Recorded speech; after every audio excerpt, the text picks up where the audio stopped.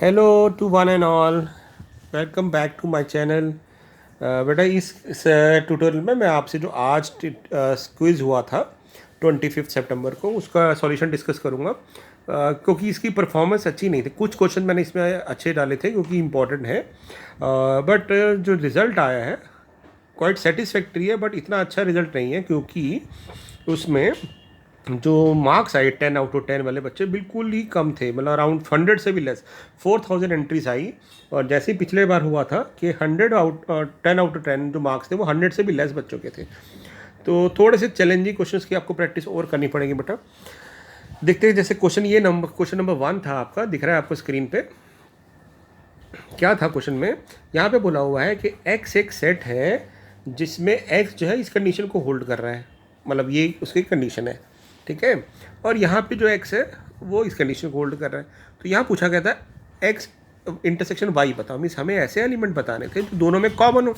और कॉमन कब होंगे? जब ये दोनों वैल्यू मैच करेगी। तो बेसिकली हमें क्या करना था, दोनों के x को इक्वेट कर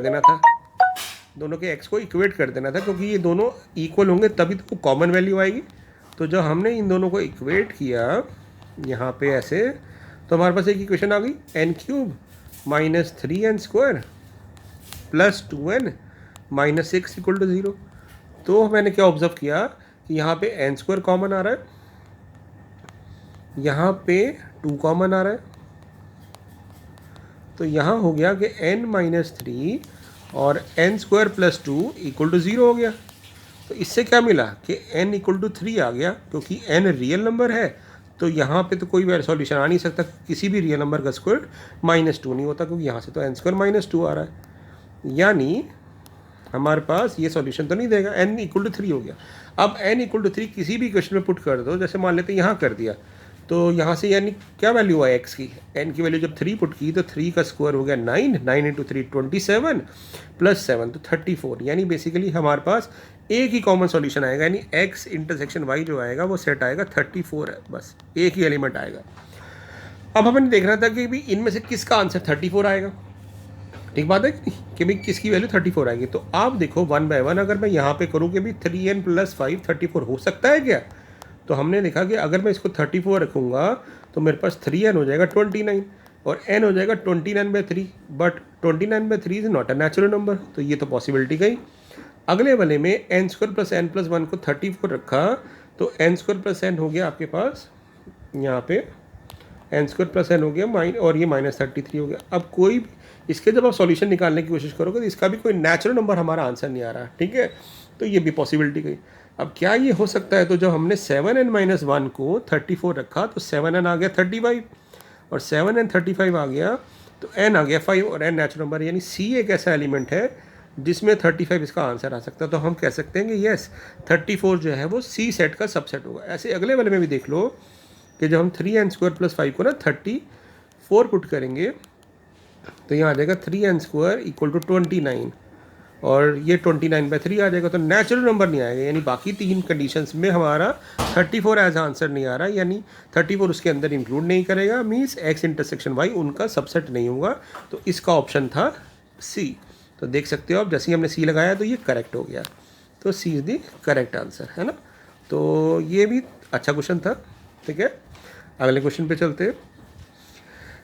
इस क्वेश्चन में आपको एक कंसेप्ट याद रखना था कि बेटा कि क्या होता है कि जो मैक्सिमम वैल्यू होती है A यूनियन B की, दो सेट का जो यूनियन होता है वो मैक्सिमम कब आता है? जब वो दोनों डिसजॉइंट सेट होते हैं। क्यों डिसजॉइंट का मतलब? दोनों अलग अलग हैं। तो जब A यूनियन B की बात करते हैं तो हम क्या करते हैं, A यूनियन B में क्या करते हैं, हम एलिमेंट्स को कंबाइन करके लिख देते हैं। तो जब दोनों अलग अलग होंगे मीन्स दोनों डिसजॉइंट होंगे, तभी A यूनियन B की मैक्स वैल्यू आती है। ये आपको पता ही है, मैंने बताया भी था। तो यानी A यूनियन B मैक्सिमम कब होगा याद रखना है, जब दोनों डिसजॉइंट सेट हो। ठीक बात है, डिसजॉइंट हो। और एक कंसेप्ट और बताया था कि अगर आपके पास किसी भी सेट में, मान लेते हैं यहाँ पे A सेट के अंदर P एलिमेंट है और B सेट में हमारे पास Q एलिमेंट है और दोनों डिसजॉइंट है, तो जो नंबर ऑफ एलिमेंट यूनियन में होते हैं वो आ जाते हैं दोनों का सम, क्योंकि इसके P एलिमेंट और इसके Q एलिमेंट अलग अलग करके ऐड कर देंगे सारे के सारे, तो P प्लस Q ये होती है मैक्सिमम वैल्यू। तो यहाँ पे maximum value A union B क्या होगी? बेसिकली M क्या हो गया एक तरह से P प्लस Q। और इंटरसेक्शन की जो मैक्सिमम वैल्यू होती है वो कब आती है, एक चीज़ ध्यान रखिएगा। और एक चीज़ और बता दूं, जब इस केस में जब दोनों डिसजॉइंट सेट होते हैं यानी ए यूनियन बी की मैक्सिमम वैल्यू होती है, तो उस केस में इंटरसेक्शन मिनिमम होता है, यानी इंटरसेक्शन जीरो होता है, कोई भी कॉमन नहीं आता। उसी तरह से ए इंटरसेक्शन भी मैक्सिमम कब होगा, जब एक सेट दूसरे का सबसेट होगा। ठीक है, यानी एक सेट के सारे एलिमेंट दूसरे के अंदर आ रहे होंगे। तो यहाँ दो पॉसिबिलिटी हो सकती है कि या तो ए बी का सबसेट हो सकता है या बी ए का सबसेट हो सकता है। तो यहाँ पे वो देखना पड़ेगा किसमें कम एलिमेंट है, जिसमें कम एलिमेंट होंगे वो ज़्यादा का सबसेट होगा ना। तो यहाँ पे ये कंडीशन मैंने सोच के दी थी कि यहाँ पे हम देखें Q minus P less than Q zero है, तो इसका मतलब Q लेस देन P है। इसका मतलब क्या हो गया, Q यानी B सेट के अंदर कम एलिमेंट है, तो B सेट के अंदर कम एलिमेंट है, तो इसका मतलब ये पॉसिबिलिटी हो रही है कि B A का सबसेट है। तो जब B A का सबसेट है तो इनमें इंटरसेक्शन क्या आएगा, इंटरसेक्शन आएगा जो स्मॉलेस्ट सेट होता है। मैं आपको अपनी ट्यूटोरियल में बता चुका हूँ कि जब एक सेट दूसरे का सबसेट होता है तो उसका इंटरसेक्शन आता है मिनिमम वाला सेट छोटा वाला सेट, और यूनियन आता है बिगर सेट। तो क्योंकि यहाँ पे हम ये कह रहे हैं कि ए इंटरसेक्शन बी की मैक्सिमम वैल्यू कब आएगी इस केस में, जब बी ए का सबसेट होगा, और बी ए का सबसेट है तो इसका मतलब क्या हो गया, उसके इंटरसेक्शन में कितने एलिमेंट आएंगे, उसके इंटरसेक्शन में एलिमेंट आएंगे जितने बी के अंदर एलिमेंट है, और बी के अंदर कितने एलिमेंट है, क्यू। तो जब हम इनको ऐड करेंगे यानी एन मेरे पास आ गया क्यू, ठीक बात है, एन आ गया मेरे पास क्यू। तो यहाँ पूछा गया था एम प्लस एन निकालो, तो यानी पी प्लस क्यू निकालो। तो पी प्लस क्यू करो, तो जब दोनों को ऐड करेंगे तो मेरे पास ऑप्शन आएगी पी प्लस टू क्यू, है ना। हमसे एम प्लस एन पूछा है तो पी प्लस टू क्यू, ये भी हॉट्स में इंक्लूड करेंगे, तो यानी इसका आंसर डी था। तो आप देख सकते हैं D is the correct answer. ठीक है, क्लियर हुआ। ओके, अगले पे चलते हैं। ये तो बहुत ही ईजी क्वेश्चन था। यहाँ पूछा है कि पी सेट है, मैथ्स के अल्फ़ाबेट आ रहे हैं, और क्यू है जिसमें ऑसम वर्ड के अल्फ़ाबेट आ रहे हैं। तो अच्छा, एक चीज़ और मैं बता दूँ, जब हम इन दोनों का जब इंटरसेक्शन लेंगे पी और क्यू, तो इंटरसेक्शन आएगा कॉमन एलिमेंट। तो कॉमन एलिमेंट दिख रहे हैं आपको, एम आ रहा है, उसके बाद ए आ रहा है कॉमन एलिमेंट, और एस आ रहा है ना, एच और टी उसमें नहीं है, तो इसका मतलब एम ए एस हो गया। ठीक है, ये तो गया इंटरसेक्शन। अब यहाँ पे आपको यूनियन निकालने की ज़रूरत नहीं थी, क्यों बेटा, क्योंकि ना यहाँ पे एक चीज़ याद रखिएगा, जब हम दो इसको बनाते हैं, मान लेते हैं ये दो सेट बनाए मैंने पी और क्यू, तो ये जो होता है ये इंटरसेक्शन पार्ट होता है ना। तो इंटरसेक्शन पार्ट ऑलरेडी यूनियन में, क्योंकि यूनियन होता है सारे सर्कल का पार्ट, तो ऑब्वियसली इंटरसेक्शन इसका सबसेट होता है। तो जब हम इस सेट का इसके साथ इंटरसेक्शन लेंगे तो कॉमन पार्ट तो ऑब्वियसली छोटा वाला सेट आएगा, यानी ये आपके पास पी इंटरसेक्शन क्यू ही आ जाएगा।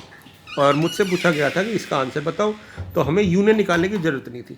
बाई चांस हम निकाल भी लेते कोई फ़र्क नहीं पड़ता, आप सीधा कह सकते थे कि इंटरसेक्शन जो होगा वही इस रिजल्ट का आंसर होगा, और एम ए एस आंसर आएगा, यानी इसका आंसर होगा डी, एम ए एस। तो ऑब्वियसली देख सकते हैं आप, D is the correct answer. तो ये तो बहुत ईजी क्वेश्चन था, और मैक्सिमम बच्चों का ये आंसर ठीक हुआ है।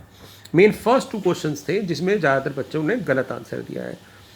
ठीक है बेटा, यहाँ पूछा गया है कि ये भी बहुत इजी क्वेश्चन था सही में, स्मॉलेस्ट सेट बताओ ए का क्या होगा, मतलब ए कौन सा सेट होगा जिसमें यूनियन लेने पे ये एलिमेंट आ जाए।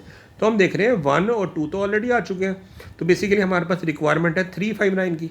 अब इसमें 3 नहीं आ रहा तो ये तो पॉसिबिलिटी नहीं हो सकती, इसमें 3 और 5 आ रहा है, 9 नहीं आ रहा तो ये पॉसिबिलिटी नहीं हो सकती। तो ये स्मॉलेस्ट सेट होगा जिसको हम इसके साथ यहाँ पे रख देंगे एक ही जगह, और जब उन दोनों का यूनियन लेंगे 3, 5, 9 और 1, 2 का, तो मेरे पास ये आ जाएगा। तो this is the smallest set. तो इसकी ऑप्शन कौन सी हुई, बी।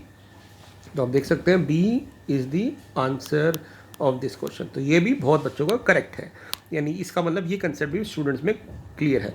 बट प्रॉब्लम क्या थी पिछले फर्स्ट 2 क्वेश्चन के अंदर, ये जो क्वेश्चन बनाया था हमने इसी पैटर्न पे 2 क्वेश्चन सेम दिए थे। तो एक बार इसका हम क्या करते हैं पता ना, हमको मैंने वेन डायग्राम से समझाया हुआ इसमें, तो आप क्या करेंगे, इसका एक वेन डायग्राम बना लो ताकि दोनों क्वेश्चन इसी के बेस पे सॉल्व हो जाए। बहुत ईजी क्वेश्चन था ये। यहाँ पे हमें दिया हुआ है कि 3 सब्जेक्ट हैं बच्चों के पास जो पढ़ रहे हैं, एक है फिज़िक्स, यहाँ केमिस्ट्री और बायो।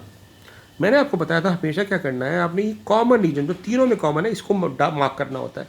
तो यहाँ लिखा है कि 3 बच्चे ऐसे हैं जो तीनों सब्जेक्ट पढ़ते हैं, तो सबसे पहले 3 आ जाएगा यहाँ पे।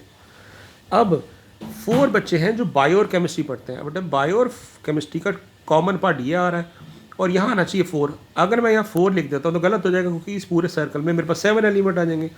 मुझे इस सर्कल का टोटल 4 बनाना है। तो 4 बनाने के लिए मैं कह सकता हूँ कि 3 तो मेरे पास ऑलरेडी इंक्लूडेड है, या मैं 1 लिख देता हूँ।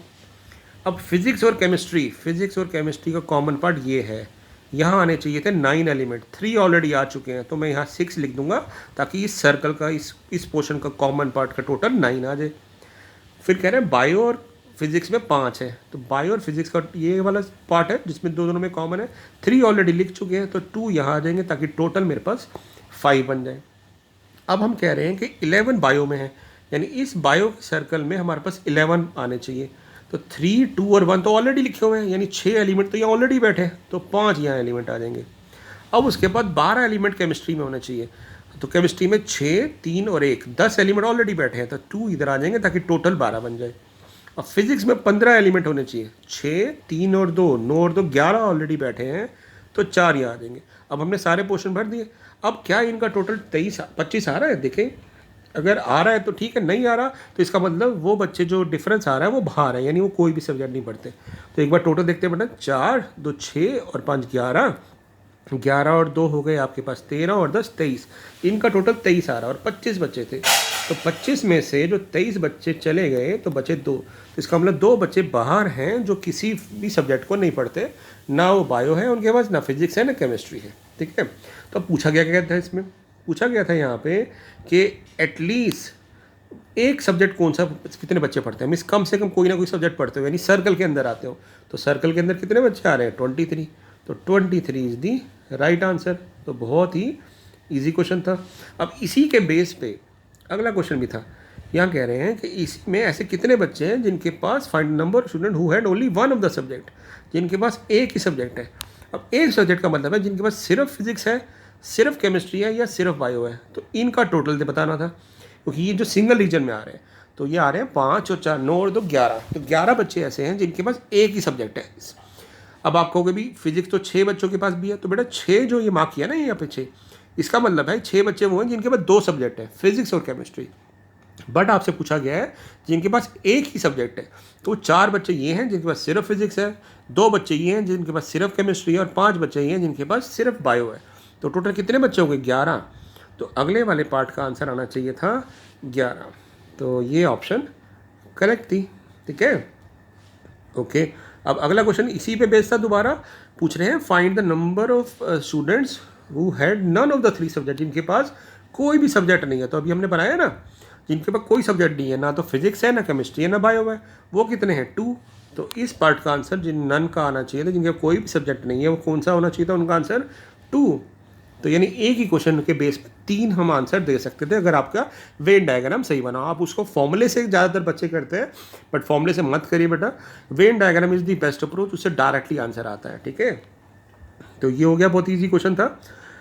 ओके, ये भी इंटरेस्टिंग क्वेश्चन था, एक बार समझाता हूँ बेटा। यहाँ पे क्वेश्चन को पहले समझ लो, मतलब क्या है।